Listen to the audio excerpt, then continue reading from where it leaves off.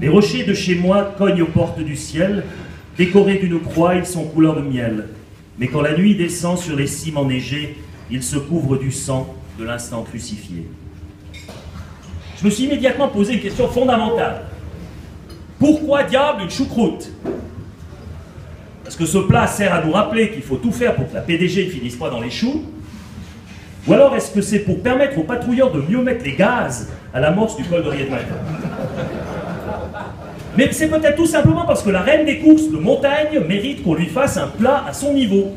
Une choucroute royale pour la reine des courses de montagne. Tous les brigadiers, colonels, etc., on voit que la patrouille des glaciers s'est anoblie. Après les brigadiers, les colonels, on a une comtesse. Mesdames et messieurs, qu'est-ce qu'un mythe? Quels en sont les ingrédients? Prenez les grands personnages de la tragédie grecque, les Prométhée, Antigone, Édipe, Hercule, Andromaque et Oreste.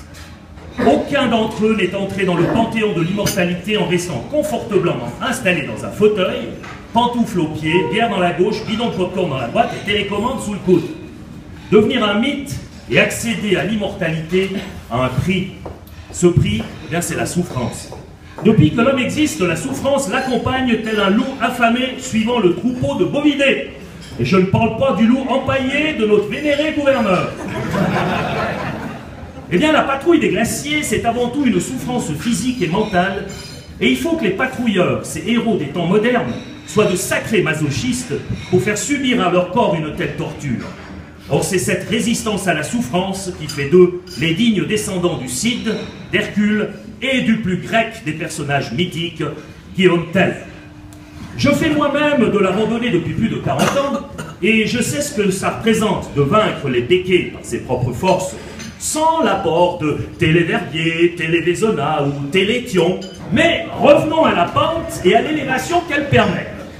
Plus on monte ski au pied et peau au ski, et plus l'air se fait rare. Tout autour, quand on monte, les arbres aussi se font rares et disparaissent peu à peu pour laisser la place à un paysage fait de neige, de glace, de rochers, un paysage d'où toute vie semble bannie. Toute vie? Non, car votre corps, coincé entre le ciel infini et la neige cristalline, est bien vivant, lui. Et la perception de ce cœur qui bat, et se bat en terrain hostile, ce corps qui souffre, ces poumons qui travaillent à la limite du supportable, tout ça fait que le promeneur solitaire se sent plus vivant que jamais. C'est ça le paradoxe fou de la montagne. Plus le paysage autour de l'homme semble mort, et plus la vie en lui est triomphante. Triomphante au point de lui faire mal, pour lui apprendre à dompter la fatigue et à dépasser ses limites. Car c'est ainsi, mesdames et messieurs, la souffrance est terriblement pédagogique. C'est tout simplement le meilleur enseignant qui soit. La souffrance vous force à la discipline, à la maîtrise de vos nerfs, à la gestion optimale de vos forces. Participer à la patrouille des glaciers, c'est accomplir une école de vie brève et intense dont les enseignements enrichiront la vie des participants dans tous les autres aspects de leur existence. Professionnelle, familiale, militaire, politique, scientifique ou artistique. Participer à la patrouille des glaciers, c'est vivre mieux, vivre plus intensément, c'est vivre enfin. La victoire qu'on y obtient, on ne l'obtient pas sur les autres, mais avant tout sur soi-même, sur la force d'inertie habitant tout corps vivant qui préfère la grasse matinée à la marche forcée dans le petit matin glacial. Le prix à payer, c'est la souffrance que représente la résistance à l'effort.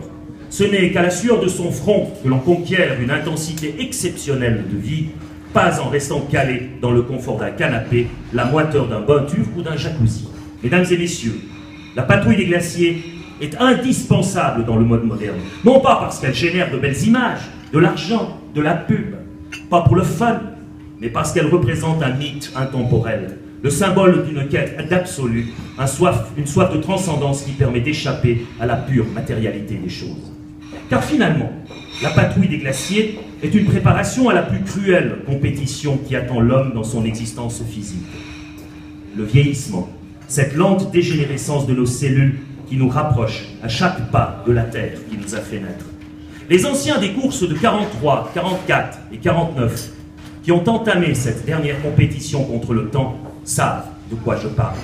Et un jour viendra, pour la plupart, où le plus infime mouvement, chaque centimètre de la cuillère s'approchant de nos lèvres tremblantes, représentera un effort aussi grand que l'ascension du Mont Blanc. Ce jour-là, ceux qui ont fait la patrouille des glaciers verront réapparaître des images exceptionnelles, des souvenirs de paysages d'une beauté sauvage derrière leurs paupières semi-closes.